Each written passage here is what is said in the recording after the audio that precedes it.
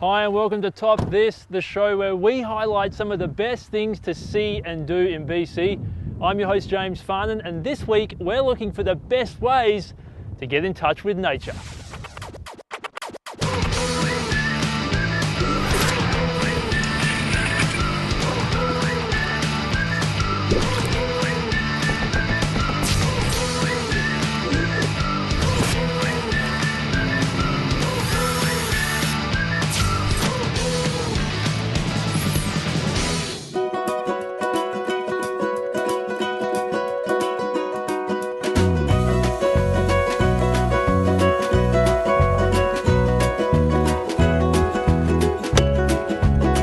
We're at Elizabeth Lake in Cranbrook, one of the many great places to get in touch with nature here in the Kootenays.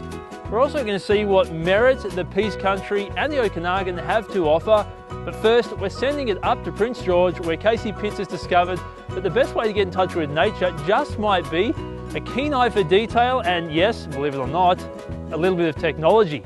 Kaicea? Thanks, James. The top way to get in touch with nature certainly isn't just a walk in the woods. Today we're at Forest for the World in Prince George, and we're on a mission to find some geocaches. Let's learn more.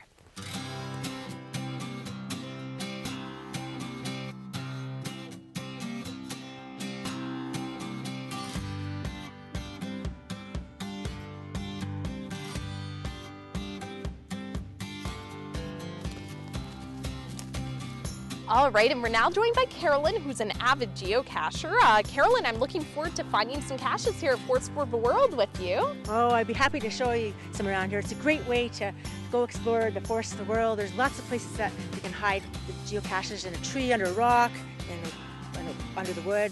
It's amazing. It's just a good way to explore the area. Oh, go that way. Okay. We're talking like we're geocaching pros, but some people don't know what geocaching is. So my goodness, my first question should have been, what is geocaching? Well, simple. One thing is a high-tech treasure hunt with a GPS, 10 meters that way. And basically people hide geocache, which it can be in a box, or it can be a little small thing like a pill bottle, and you go hide it. Put like small little one, you put a piece of paper with a pencil. Bigger container would have a notepad, some toys that you can swap around, and then you'd find a place to hide it, get the location on it on your GPS, and then you go to geocaching.com and register your geocache. And then there's a whole system of informal trails. Why do you think Forest for the World is one of the best places to get in touch with nature? Well, the main reason is it's so accessible to the city. It's only a few minutes from the city, so people can get here. We've got this lake, Shane Lake. It's quite rich with migratory birds. We have seen moose, there are beaver. There's all kinds of water life in the lake that the children love to net, all of that kind of thing. So this is a very popular place with families.